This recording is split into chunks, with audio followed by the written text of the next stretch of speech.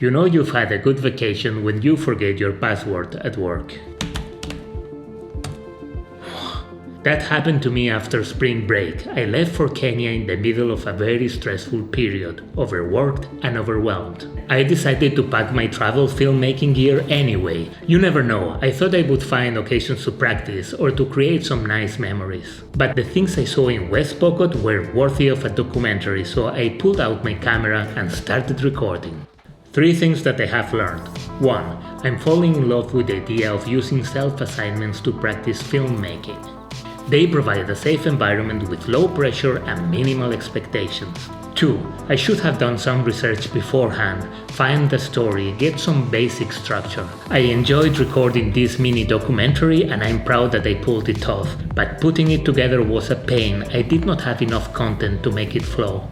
3. Now I understand why smoke machines are so popular among creators. The images I recorded in the kitchen with the smoke from wood burning stoves are gorgeous.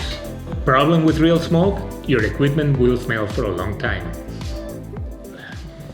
Let's unpack what I learned from shooting this piece.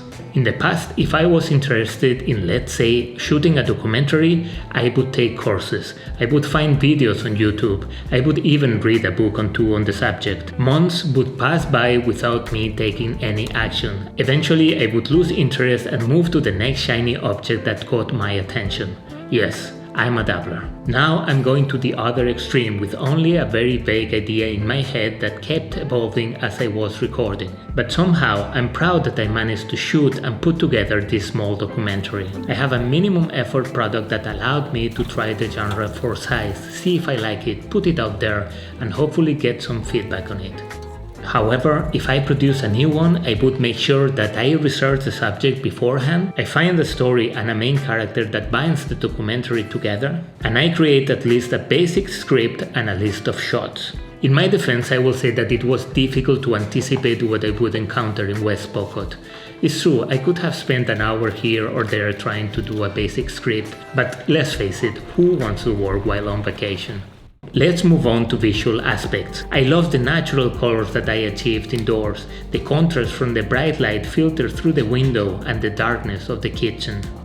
I come from off-camera flash photography, so I'm a sucker for dramatic lighting. I used to be a one-trick pony, now I try to use artificial lighting only when it is necessary or justified. However, I only added artificial light to one of the indoor scenes. I had my portable LED light and mini softbox with me all along, and I kind of regret not having used it more often.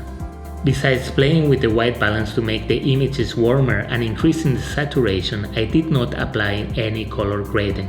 I like to stick to natural colors for documentary work. Okay, I shot this on Sony's S-Cinetone picture profile so the images have a rich cinematic look straight out of camera.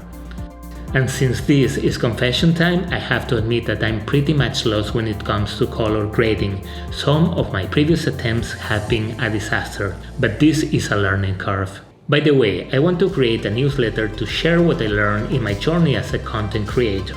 The link is on the description. Subscribe, it's for free.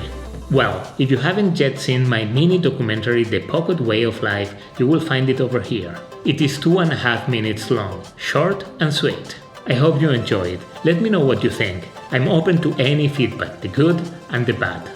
Take care my friends, and see you on my next video.